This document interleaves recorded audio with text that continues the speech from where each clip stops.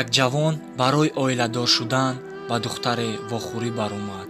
Бо духтар гап зада ба ҳамдигар маҳқул шуданд. Ҳарду тӯй шуданд. Баъд аз тӯй зан ба шавҳар гуфт: биё мусобиқа мекунем. Шавҳар гуфт: чӣ хел мусобиқа? Аз ёд кардани сураҳои Қуръон ва оятҳояшро мусобиқа мекунем. Кани кӣ бисёр аз ёд мекунад? Шавҳар розӣ шуд ва ҳарду аз пай аз ёд кардани Қуръон шуданд. аз паси рӯзҳо мегузашт.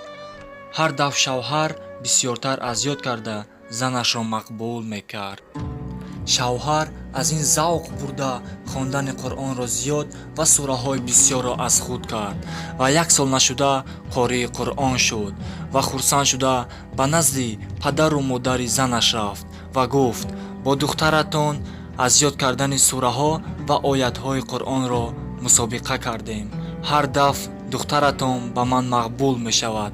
ман қории Қуръон шудам. гуфта фахр кард. падару модари духтар ин суханҳоро шунида ҳайрон шуданд ва гуфтанд: писарам, духтари ман дар синни 9 солагиаш Қуръонро аз худ карда буд кӯ?